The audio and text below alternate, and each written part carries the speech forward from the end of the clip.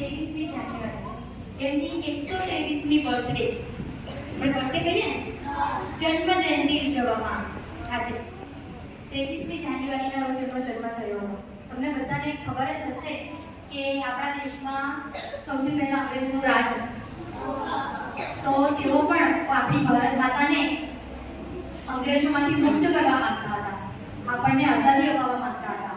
તો એમણે ઘણા બધા પ્રયત્નો કર્યા અને એક આઝાદીની ફૌજની રચના કરી.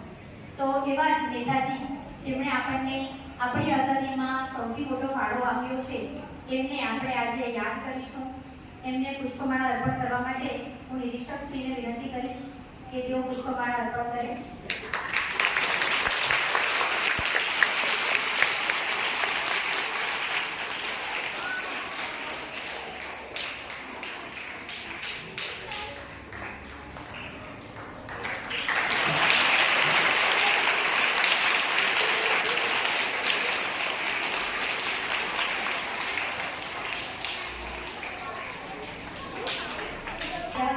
એમને ખબર હતી કે આપણને રામલલ્લાનું મંદિર એમને નથી મળ્યું, એના માટે ઘણા બધા લોકોએ જીવ ગુમાવ્યો છે, ઘણી બધી રાહ જોવી પડી છે.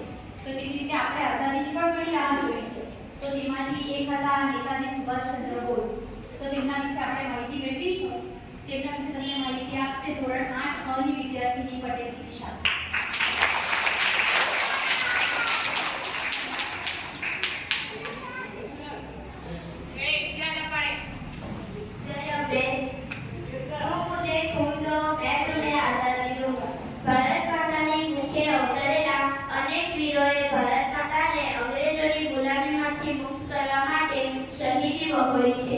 આવા શહીદોની કથાઓ રોમાંચક હોય છે. નેતાજી સુભાષચંદ્ર બોઝની કથા પણ આવી જ રોમાંચક છે. સુભાષચંદ્ર બોઝનો જન્મ 23મી જાન્યુઆરી 1897ના રોજ કટકમાં થયો હતો. તેમના પિતાનું નામ જાનકીનાથ અને માતાનું નામ પ્રભાદેવી હતું. પિતા વ્યવસાયે વકીલ હતા. તેઓ શિસ્તના આગ્રહી હતા. માતા પ્રેમાળ અને ધાર્મિક હતા. સુભાષચંદ્ર બોઝ કોલકાતાની કોલેજમાં ભણ્યા હતા.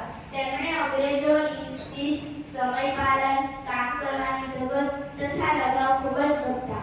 તેમને ઇંગ્લેન્ડમાં જઈ ICSBની પરીક્ષા અપાવી. તેમાં તેઓ ચોથા નંબરે પાસ થયા. ઈસવીસન 1920માં આઝાદીની ચળવળ શરૂ થઈ. સુભાષચંદ્ર બોઝે તેમની યશસ્વી કામગીરીનો ત્યાગ કરીને આઝાદીની ચળવળમાં સક્રિય ભાગ ભજવ્યો હતો. ભારત માતાની આઝાદી એ જ તેમનું એકમાત્ર લક્ષ્ય બની રહ્યું.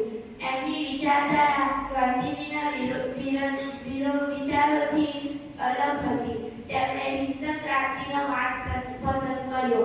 સુભાષચંદ્ર બોઝની ક્રાંતિકારી પ્રવૃત્તિઓથી અકળાયેલા અંગ્રેજ સરકારે તેમને જેલમાં સળિયા પાછળ ધકેલી દીધા. જેલવાસ દરમિયાન તેમને ક્ષય રોગની બીમારી થતા સરકારે તેમને જેલમાંથી છોડીને નજર કેદમાં રાખ્યા. સુભાષચંદ્ર બોઝ ઈસવીસન 1943માં ચલો દિલ્હીનું એલાન આપ્યું. પૂર્વ ભારતની સરહદે આઝાદ હિંદ ફૌજ કોહિમા અને જેલમાં જીતી લીધા. પછી ઇરફાન તરફ કૂચ કરતી વખતે મુશળધાર વરસાદ પડ્યો. નદીઓમાં ભારે પૂર આવ્યા. આથી ગાળો અને ખોરાકનો પુરવઠો મળતો અટકી ગયો.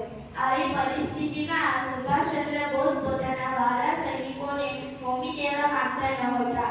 તેથી તેમણે બોઝને પાછળ ફરવાનો આદેશ આપ્યો. સુભાષચંદ્ર બોઝનું વ્યક્તિત્વ અનોખું હતું. તેમને ચાણક્ય નીતિ, વ્યવહાર કુશળતા, સફળ નેતૃત્વ, શક્તિ પ્રખર, બુદ્ધિ, કુનેહ વગેરે ગુણો હતા. લોકો તેમને નેતાજી કહેતા. તેમની દેશભક્તિ અને કુરબાનીની યશગાથા પ્રત્યેક ભારતવાસીને સદાય પ્રેરણા આપતી રહેશે. જય હિન્દ. થેન્ક યુ દીક્ષા. હવે પ્રસંગોચિત વક્તવ્ય આપવા માટે હું નિરીક્ષક શ્રી અમિતસરને વિનંતી કરીશ.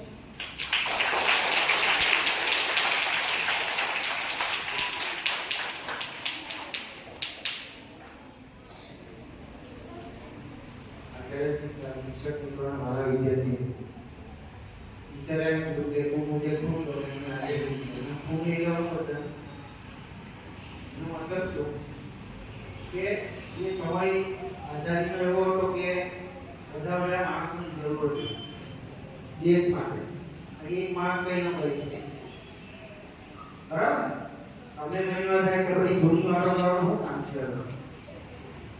એટલે યાદ, ઇતિહાસ એટલે યાદ કરો. કોઈ સવાલ પૂછે કે ઇતિહાસ કેમ જાણવાનો? ઇતિહાસ એટલા માટે જાણવો પડે કે એ લોકો એટલી તકલીફ વેઠીને આઝાદી અપાવી, તો આપણે એને જાળવવાની. કારણ મમ્મી પપ્પાએ તકલીફ વેઠી તમને મોટા કર્યા હોય, તમને ખબર જ નહીં પડે, તો તમે મમ્મી પપ્પાને મહત્વ આપશો નહીં. ત્યારે તમને ખબર હોય કે અમને ભણવા માટે ગાંધી પીલા આવતા, શું કરતા, તો મોટા ને તમને થોડું ભાન રહે. તો સુભાષચંદ્ર બોઝ એક એવા વ્યક્તિ છે કે બીજા દેશમાં એને ભારત માટે લડવા સેના તૈયાર કરી. એવું થાય બીજા દેશમાં કે આપણા દેશ માટે સેના તૈયાર કરાય, તૈયાર થાય કરો આમને કરે. બીજા દેશમાં જર્મની, રશિયા અને ઘણા બધા જગ્યાએ ઘણા બધા હિટલર જેવા મોટા મોટા નેતાઓને મળેલા. હિટલર તો ખબર છે ને, એ પણ નહીં ખબર છે તમને. તો એવું તો સાંભળ્યું છે કે હિટલર જેવો છે આગળ. એટલે હિટલર કો કડક નેતા આવે, એકદમ કડક, જરા કે ભૂલ કરે એટલે સજા આપી દે.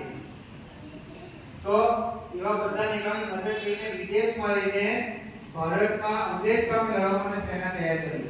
આપને એટલું ખબર છે કે ભાઈ ગાંધીજીના જે ફોટા દેખાય ચાલો કે દેશ માટે, બરાબર ભાઈ લડત કરેલી ને બલિદાન આપ્યું. એ સિવાય બધા બહુ લોકો જોવા છે.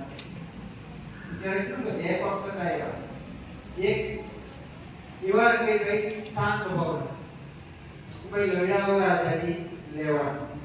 બીજા એ લોકો પણ ગાંધીજી લોકો, એ લોકો નહીં, સુભાષચંદ્ર બોઝ, ભગતસિંહ, આ બધા નહીં. એ લોકો શું માનતા કે લડ્યા વગર કોઈ મેળ પડે નહીં. તમે એકવાર બીજો કે લેસન કરી લાવો, બરોબર, બે કામની નીચે ભળે પછી કરો ને, એવું થાય ને. તો આમણે પણ એવી સેના બનાવેલી અને એટલું આઝાદી ફોજની રચના કરેલી છે. ફોજ એટલે સેના, મિલિટરી. આપણા દેશમાં જે આજે મિલિટરી છે ને, ખબર ને, મિલિટરી આર્મી, આર્મી વાળા જોયા ને,